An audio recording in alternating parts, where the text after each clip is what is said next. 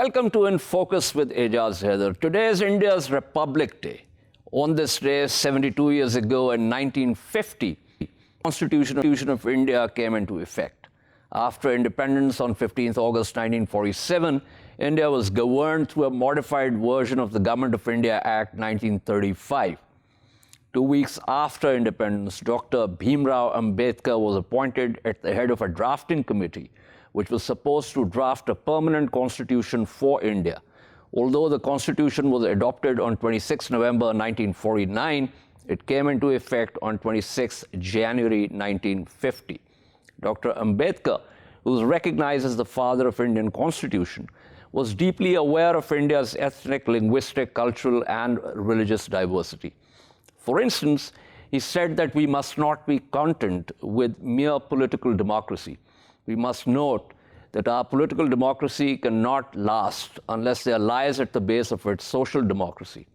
What does social democracy mean? It means a way of life which recognizes liberty, equality, and fraternity as the principles of life, unquote. Meanwhile, farmers who have been protesting against farm laws took out a tractor rally in New Delhi today. The protests turned violent at many places. The farmers removed barriers and clashed with police and paramilitary troops, calling Narendra Modi, India's right-wing Prime Minister, a Gunda, which means someone who forcibly wants people to do his bidding. Tonight we discuss the distance India has traveled away from the principles that informed Dr. Ambedkar's thought and vision. We have with us Dr. Yaqoob, Associate Professor of Modern South Asian History and author of 2 books, and Gowhar Geelani, eminent Kashmiri journalist and author of Kashmir, Rage and Reason. Right, so let's get to the chase here. Let's begin with Dr. Bangash. Yaqoob, as I said, Bhimrao Ambedkar had a vision. I also mentioned in my opening that what we witness in India today, and this has been a gradual decline over many years, but it is now sort of, fast-pacing itself under Narendra Modi. What difference do you see, and how significant that difference is?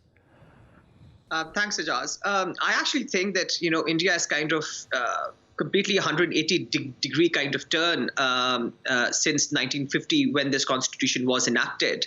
And for the last several years, when I've been watching sort of Modi at the ramparts of the Red Fort, speaking on Republic Day, I always kind of wonder, with what heart and mind can he stand there and speak, because he does not represent any of those ideals. In fact, his party and the organization that inspired the party from its inception have been against those ideals. And you very rightly pointed out the whole Ambedkar plan for the Constitution of India, because India as a republic was formed in very specific circumstances. And one of the most important considerations of Ambedkar was how to ensure that a majoritarian state is not created in India, because the whole creation of Pakistan was based on the fear that once India will become independent, once there will be full parliamentary democracy, that the majority will try to push itself on the minorities. Now, the Muslims were 25% of India before 1947, and they were able to carve out their own country. But what about the rest of minorities in India? There was still a substantial number of Muslims in India, not the 25% they had earlier, but 9 to 10% were left behind. There were Sikhs, there were Christians, there were Jains, there were Buddhists. There were all these other minorities. And therefore, the constitution that Ambedkar and his committee formed was based on the principles of fundamental rights, was predicated on the rule of law and equality. And these were the guiding principles, that the state of India is not going to prefer anyone over anyone else, be it linguistic, be it religious, be it regional, or any other kind of distinction. And this was a very unique, and in some ways, at least for 1950, a very remarkable way in which this constitution was actually put together to ensure the protection of minorities. So it's, in fact, I've been recently working on Anglo-Indians, a very tiny minority in India at that time. And their leadership was very happy when this constitution was being built, because they saw in it the protections that even a very tiny 200,000 odd people minority can even latch on to, because this was a principle-based, this was a rights-based constitution. Now that served its purpose for a long time under Nehru, to an extent under Indira Gandhi. Of course, during the emergency, she actually tried to undermine it to a large degree. But even then, the reaction that the emergency got was fascinating, that everyone rose up against it, because what it did was it undermined the constitution. And then the constitution again kind of became really the leading light, and the Supreme Court of India in the 1980s, through public interest litigation, really carried the torch forward. But the remarkable way, I think, in which Modi, without changing the constitution, mind you, at the moment he hasn't brought in any constitutional amendment except for the Kashmir thing, which in effect is a constitutional amendment, but not done as a constitutional amendment. Except for that, he hasn't really changed the constitution, but in a very remarkable way, he's undermined it. He's undermined its principles of secularism, of equality, of rights, and the most fundamental thing, that India will only be a successful republic if its minorities are empowered and they feel that they are full citizens. That was the guiding principle of Ambedkar, of Nehru. That is what Gandhi also spoke about. That is what all the founding fathers and mothers of India spoke about. And Modi has systematically, year by year, month by month, undermined that, made everyone insecure, made everyone wary of their Indian citizenship. Even the fact that they are citizens of India can now be questioned if you are not a Hindu. And that has become the hallmark of the new India. And of course, this has again taken years and decades in the making. If you remember, when he was the chief minister of Gujarat, first it was the Christians. He actually experimented on killing Christians. Then he attacked Muslims. Then when he went to the central stage, he again attacked Muslims, and then Christians in other parts of India. And now a lot of the Sikhs are actually protesting against him because of the whole farmer dispute. So slowly, you see that it is not just even targeting one minority. A lot of the times people think, oh, it's Muslim versus Hindu. No, he's actually undermining the basic fabric that put India together, which was the minorities, all kinds of minorities. And he's unraveling that consensus that Ambedkar, that Nehru put together in 1950. And that is very dangerous, because slowly, month by month, he's attacking all people who do not agree with him. And I think the time will really come when he will just amend the constitution and change the nature of India, and then there will be no going back. So I think it's a very farcical thing that now they even celebrate Republic Day in India. They shouldn't be even celebrating it, because the current government doesn't really observe anything of it. And I'll just give you the footnote there that a couple of days ago, Modi was in Calcutta and bizarrely wanted a Victoria Memorial to be named after Subhash Chandra Bose. And this is really fascinating, because, of course, the BJP hasn't really spoken much about Bose, but all of a sudden at his 125th anniversary, they want to claim him.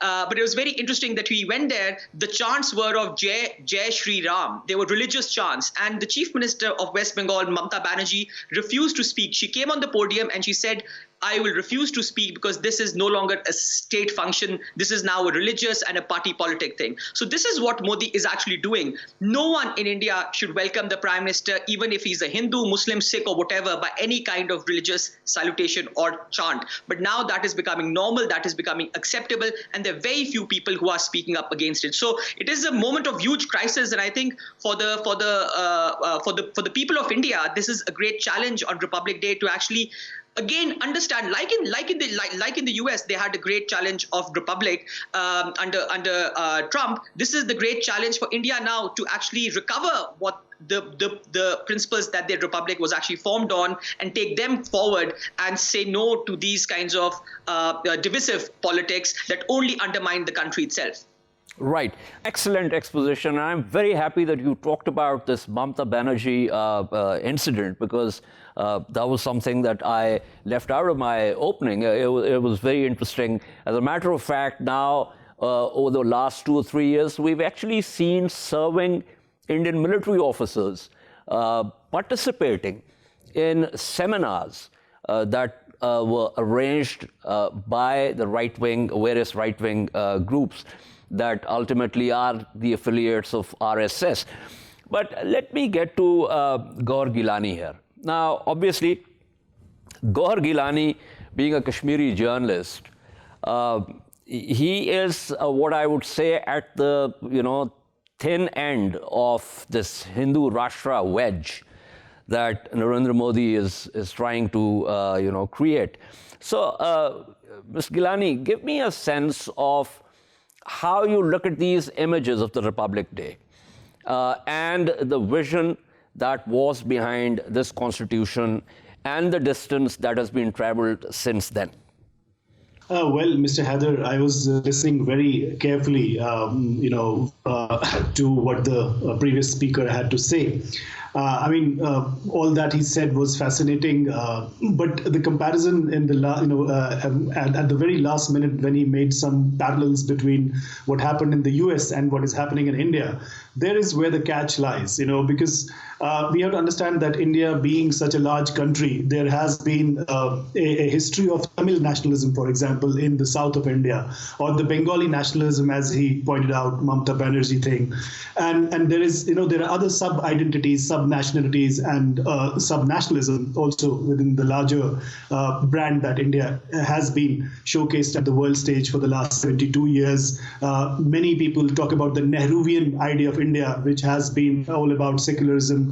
But we have to understand that there's a large support base. There's a very, very large, humongous, enormous support base for Narendra Modi in mainland India, especially in the Hindu heartland, or which is also referred to as the cow belt, where they see him as someone who is there to revive the lost Hindu pride, and they see everything from a civilizational point of view, that whatever has been happened, even in mythology, that something has happened to the Hindus some 500 years ago, 1,000 years ago. This is the time to revive that lost pride, and this is the time to pay back and also teach the other, in this case, particularly the Muslim or the Sikhs, some lessons. I'm sure that you must have gone through one of the articles that Mr. Shekhar Gupta, one of the very senior editors in Indian mainstream media, he made a comparison between what is happening to Muslims and what is currently happening with Sikhs. And his argument was that whatever Mr. Modi did with Muslims, whether he was as a chief minister in Gujarat or whether as a prime minister in India, whatever he could get away with doing with Muslims, perhaps it was not so easy to do with the Sikhs. The reasons that he gave was that, one, nobody can challenge or question the patriotism of Sikhs as Indians, because there are many, many Sikhs who are in the Indian army, and then he can't use force or he can't use agencies or other propaganda, media propaganda to demonize or caricature Sikhs. But I don't agree with that. He was also trying to rationalize violence against Muslims, that it is easy to demonize or caricature Muslims, but it would be very difficult for Mr. Modi to demonize Sikhs. But what is happening, if you watch closely the coverage of mainstream Indian media, including very top journalists, even when you see the pictures that old Sikh farmers are being beaten, black and blue, ruthlessly beaten in this, and many have died in this cold. And the commentary, live commentary, virulent commentary from the anchors, star anchors, is that these farmers are breaking barriers and they are actually being violent because they have these flags or they have these lathis in their hands. So they are saying, they were first given permission to stage this tractor rally. And now when you create barricades, obviously there will be some kind of a friction. So now they are creating a narrative that they went to the Red Fort and there they actually disrespected the Indian tricolor and they put out their own Khalsa flag. So where the other argument from the Sikhs is that they didn't touch the Indian flag. In fact, most of the farmers were carrying Indian national tricolor in their hands. But this has been the pattern in the Indian media that since 2012, you will see when Narendra Modi took over as Prime Minister in May 2014, 2 years before, there was a huge protest in Delhi, which was the Nirbhaya case, when a girl had been gang raped. And there was a massive, massive protest from the Indian liberal class. The Indian middle class was on the roads. And they actually went to the Rashtrapati Bhavan, which is the president's palace. So they went there, and there was a lot of some kind of violence there, and then no media question any protester, because the Congress was in government, and they actually blamed the government for using force against the protesters. But this time it is the other way around. The farmers are being demonized, and the government and violence from the state is being rationalized. So that is the difference that our guests have to understand, that this is the India where a majority is in support of the Hindutva project, and that's why it's a very scary thing, for scary idea to just see it as a crisis. It's maybe it looks like a crisis, but Mr. Amit Shah knows how to deal with CAA protesters, how he dealt with the NRC protesters, and now this was the time, I think, in my understanding, that they actually achieved what they set out for, was to demonize these farmers and project them as violent protesters who are disrespecting the Indian tricolor. That is how it has worked for them by media propaganda, and media in this case is a partner in crime. Now, before I go back to Dr. Bangash, a couple of things. One, I haven't read Mr. Gupta's article, but what you have said, I tend to think that I'd probably not, accept that argument, because in this very city, New Delhi, over 4,000 Sikhs were burnt, raped, killed, and that didn't really, this whole sort of argument about the Sikhs being in the military and so on and so forth, that didn't really work that way. Of course, that pogrom happened under a Congress government. But just about the protests, I have these tweets by the BBC India correspondent. Farmer protests taking place in India's capital, Delhi, have turned violent in some areas. The ongoing protests are perhaps the biggest challenge the Narendra Modi government has faced since it came to power in 2014. And then permission was given to farmers to march on planned routes. Reports that farmers have diverted in many locations. Protest was planned to coincide with Republic Day celebrations in India. Tear gas fired in many locations. And this footage source is ANI, which, by the way, ANI is also an agency which figured in the EU Disinfo Lab, Indian Chronicles, because this news agency has been instrumental in actually spreading disinformation that was generated by the Shrivastava group. But back to Dr. Bangash. Dr. Bangash, now this is the situation. So would you agree that, as many people are saying, that this particular protest is likely to uproot or become the biggest challenge for Narendra Modi? Or do you believe what Mr. Geelani is saying with reference to the fact that so far they've managed all kinds of challenges, and the fact that there's a groundswell in favor of Modi despite a number of his policy failures? Ijaz, well, let me pick on from where Mr. Geelani actually left. I think kind of the answer is kind of in between there, because and when I was making the comparison with the US, it was a very measured kind of a comparison, because if you look at the people who voted for Trump in the US and who actually believed in like whatever Trump did, a lot of that was fueled by fake news, conspiracy theories, and bizarre kinds of ideas. So a lot of that wasn't based on any facts or on any kind of clear thinking. People were actually fed this kind of information by the media, by certain organizations, and that kind of led them to believe that they themselves were under threat, that they themselves were being challenged, and that they had to save themselves and the country by voting for Trump. So I think this fake news thing, this fake media thing is very, very important. And now, just as you mentioned, Ijaz, the whole EU Disinfo Lab thing, the whole Indian racket, practically speaking, against Pakistan, spreading disinformation against Pakistan, that has clearly shown how influential this whole news media is. And of course, Mr. Geelani himself was actually talking about how the media talks about the farmers now, So let's not even talk about the whole massacre of the Sikhs in 1984, but even now, how they are actually portraying the farmers as the perpetrators of violence, as some crazed Punjabis who have actually turned up there and protesting. So the media plays a very important role in creating perceptions, in creating a sense of fear, in creating a sense of being threatened, and also in creating these kind of saviors. So Modi is now portrayed as the savior of the Hindu civilization. Now, of course, the question is, does a majority Hindu India need a savior of the Hindu civilization? What is the threat of the small number of minorities India has towards the Hindu majority? They are nearly 80% of India is Hindu. So what is the threat there? A lot of that, I really do believe, is manufactured threat. A lot of this is spread through fake and false news. And a lot of that, the BJP and the RSS really spearhead. And if you look at their media machine, their whole media might, that is dramatic. They have a lot of influence there. And they use that, they leverage that to create this sense of insecurity amongst the Hindus of all of India, but most especially the cow belt. But even there, let's not forget, the cow belt was actually won over by the Congress. A lot of the cow belt was won over by the Congress, and the Congress held it till very recently.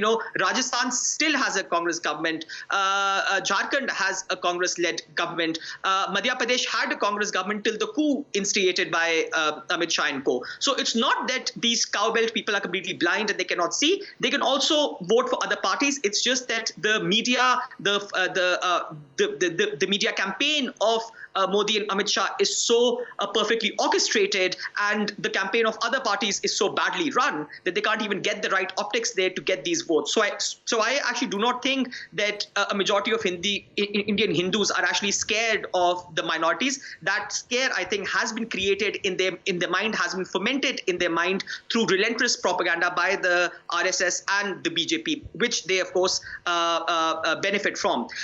But more specifically, is this going to go on? I really think that a time will come that this will fade away, because there are only that many lies you can tell the people. There are only that many things you can do. And that was the comparison I was making in the US, that eventually people will see through it. The beauty of democracy is that the pendulum can swing back. The scare there is that I hope it swings back in India before Modi changes the constitution, because once that is done, then it'll be much harder for the pendulum to actually swing back. So that's kind of an if question, but I think as long as the political parties play their part, there are elections in West Bengal this year, there are elections in Tamil Nadu and in Kerala. So there are voices that are anti-Modi, and I think once they are amplified, once they actually get their act together, the Congress at the moment does not have a president. Once the Congress elects a president who is widely respected and representative, things can change. So there is a glimmer of hope. All is not lost in India, but the direction it is going is dangerous. And once the constitution, I think, is changed, that will make it very difficult for the direction to change. But since that is thankfully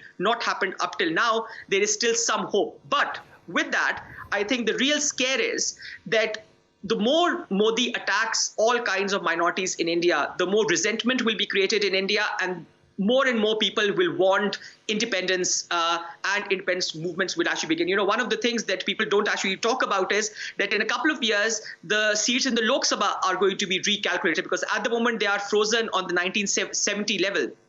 Once those are going to be recalculated, the south of India is going to get fewer seats. The north of India, because of its higher population rate, is going to get more seats. What is the south going to say at that time, when the number of southern representatives in parliament will decrease? So a lot of fissures are really coming up in India, and a lot of realignment can really happen.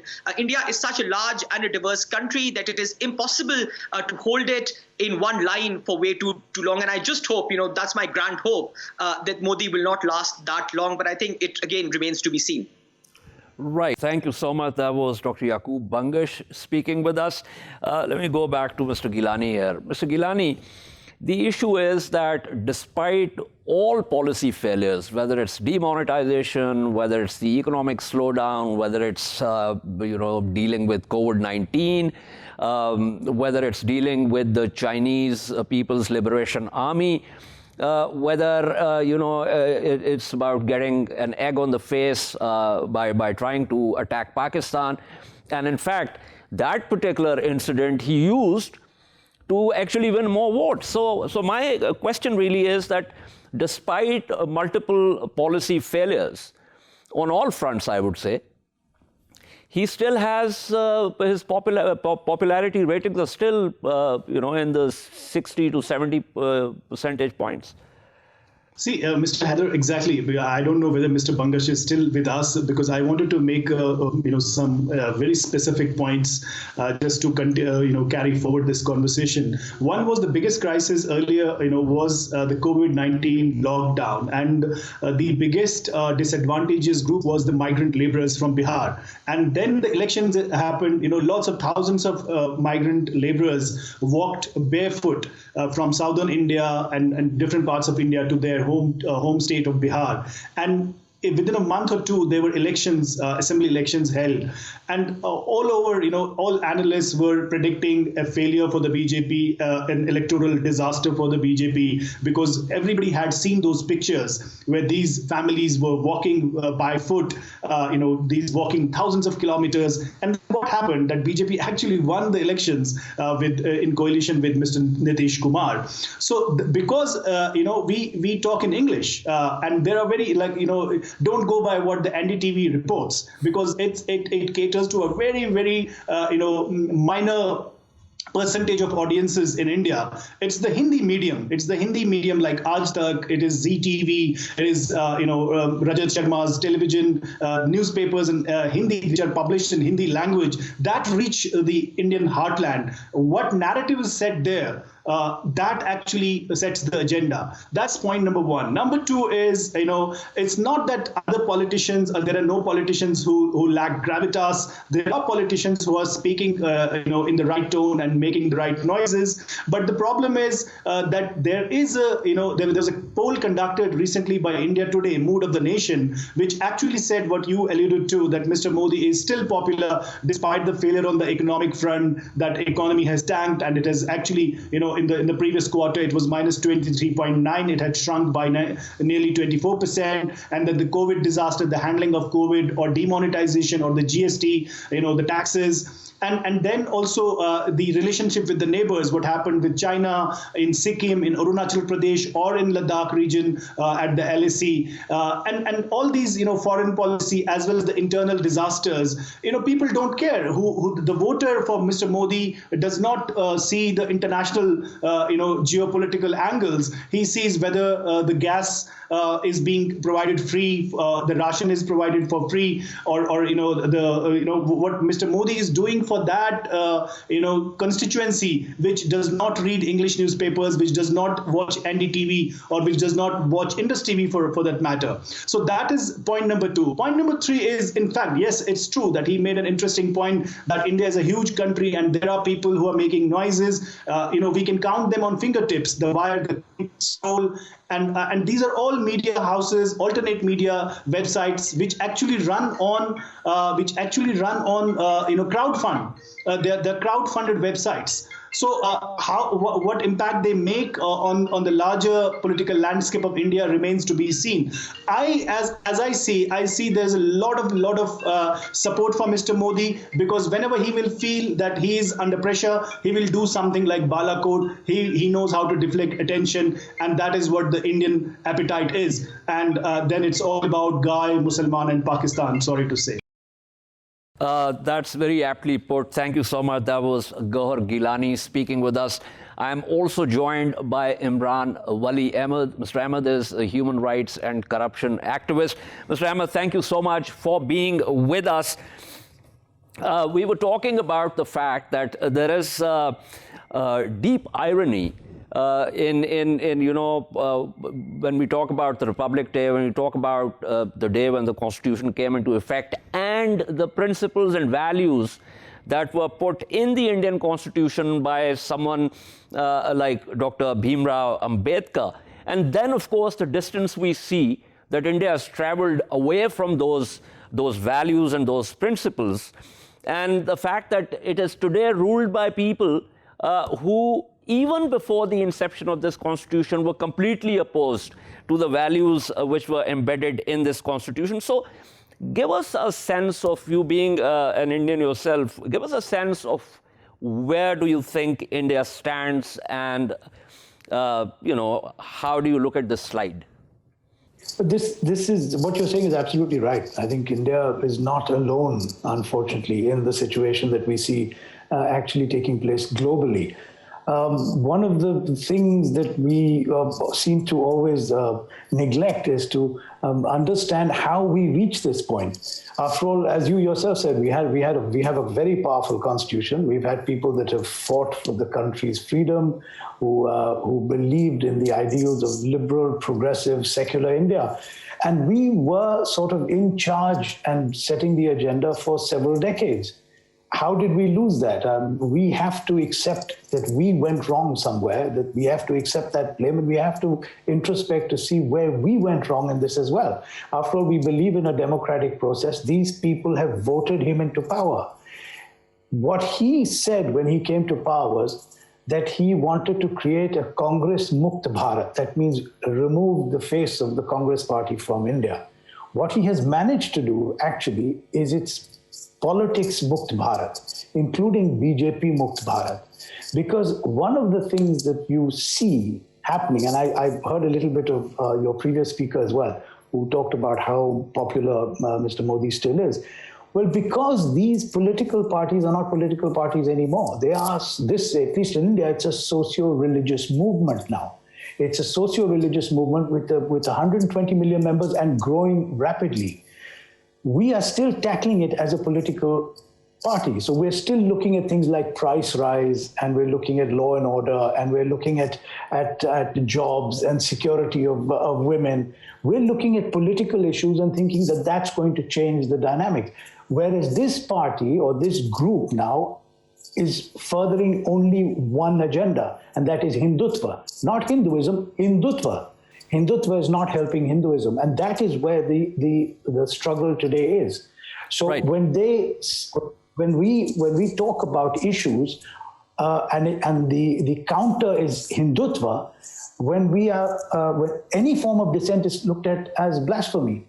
So they are permitted to behave in the way that they do because we are being blasphemous. Kashmir is a Hindutva victory. Ram Temple is a Hindutva victory. When we talk of COVID, banging of plates and lighting diyas and doing an immense job was a Hindutva victory. What the actual results are don't matter. So this is all a question of Hindutva and Hindutva pride. Garv se kaho hum Hindu hain. Right. I'm also running out of time, so I just want to get your view on, I saw a short clip of yours where you spoke about your eminent father, Colonel Mehboob Ahmed, and you said that, he passed away in 1992, and if he had seen what happened in 96, he would have been, and since then, to this point, he would have been a broken man. I believe those were the words you used. Now, this happened, my point being that this has been a slow process of erosion of those values, and while Modi is the sort of logical sort of culmination of this, it started much earlier. Absolutely. It started in 1977, even before that. We can argue this point. I mean, it started in the 1930s, but we've seen it, the political manifestation in India began in 77, when the liberal progressive party that overthrew the Congress party included these people in its fold. And trying to justify it. Today, when you talk to these people and you say, you are responsible for bringing these people into power, they now accept it. But at that time, when we were screaming and saying, do not include people like this because they will not change because of you. Remember that in 1984, this party had 2 seats in parliament. The Congress party swept parliament with over 350 seats. And now we see this complete transformation. And yes, the thing is that what they are selling is to a particular group of people in India. Their popularity is huge, but it cannot grow more than that because they've got their maximum support today. One of the great advantages we have in India is that in India, we have never had to fight for our rights, minorities, whether it's Dalit or tribal or Muslim, whoever, because secular progressive Indians have always fought our battle, and they still are. Mr. Geelani said that you can count them on their fingertips. Believe me, there are people sitting in jail. I've got a list next to me over here, including very close friends of mine who are sitting in jail today. None of them are Muslims. And they're fighting for either Dalits or Muslims or something to do with the Indian Constitution. We still have that power. And I'm still optimistic Because Right. yes, as you mentioned, my father, these are INA soldiers who gave their lives for the country and who died and saw their comrades die for a free India. This is not what they died for. And it is our responsibility to find a way to get back to what we were promised and what we promised the next generation. We can't give them this. Right. Pleasure speaking with you, Mr. Ahmed. That was Imran, Wali Ahmed speaking with us. We shall take a short break and return to discuss Prime Minister Imran Khan's message to the UN and the world leaders for debt relief for stressed countries. Stay with us.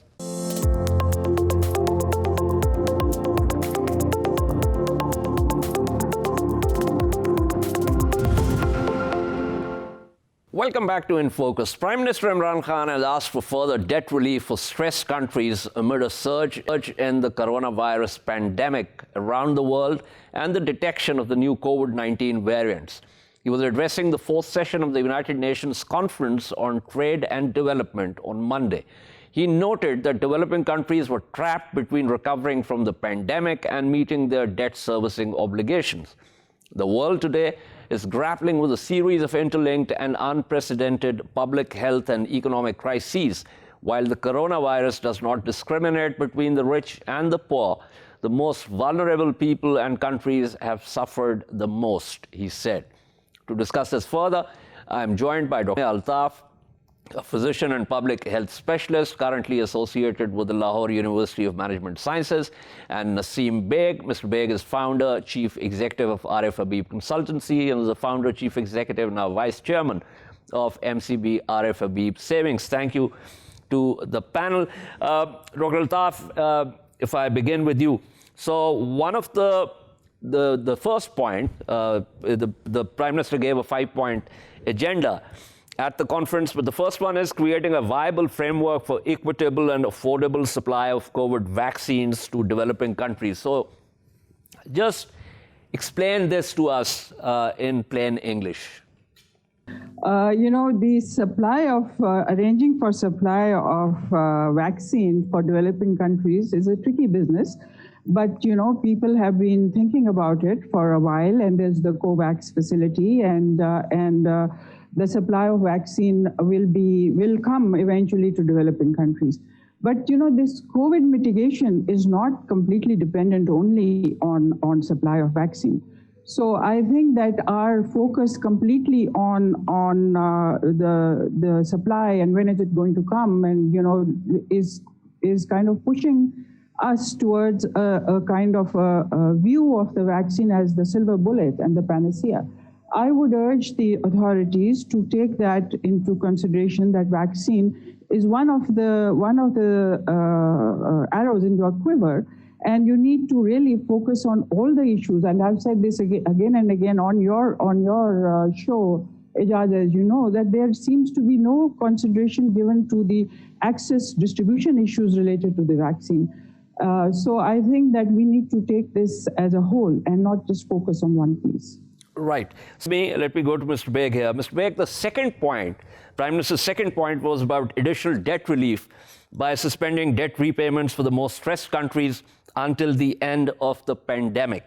And he also talked about general allocation of special drawing rights of $500 billion to help alleviate the balance of payment pressures. So I will say to you also to explain this to us in plain English. Well, first of all, Pakistan, the government borrows some monies in domestic rupees, in the Pakistan rupee, while some money we are forced to borrow internationally.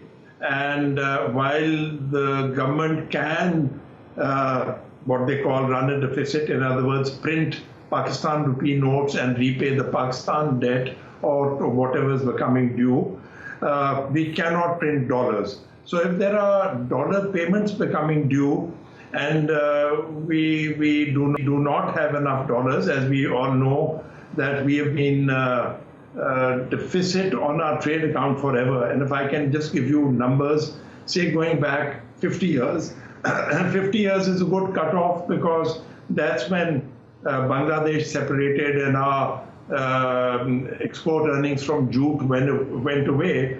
So there's been not one single year, or these 50 years, where we've had more dollar earnings from exports versus the dollars we need to pay for our imports. Every year we've been in a deficit. However, if you add in the remittances, because I see that as an export of labor, human resource, in a way, then there are about 6 years in all, out of the 50, where we've had some surplus.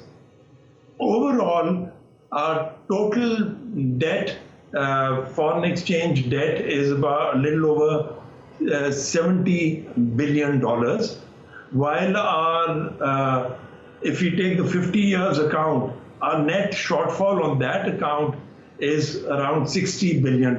So bulk of it has come from there, that we've just not earned enough foreign exchange. So while we would like some extra time right now to deal with the thing, and our exports seem to have been picking up, we've been able to pick up some textile orders, etc. The industry is feeling quite buoyant about it. They're putting in new capacity. But we can't change things overnight. As soon as we started some economic activity, we were running a trade account surplus the last few months. It started turning negative this month, simply because we consume more in terms of imports, and whether that's energy, whether that's food, which we also import, we shouldn't be, etc., etc. So, and machinery, of course, we don't make any. Plus, of course, any military hardware, etc., some we might make, but again, we would still be importing the steel, etc., plastics, chemicals, whichever way. So, nutshell, we're asking for some time in the cover of COVID disruption. Give us some more time. That's what we are saying.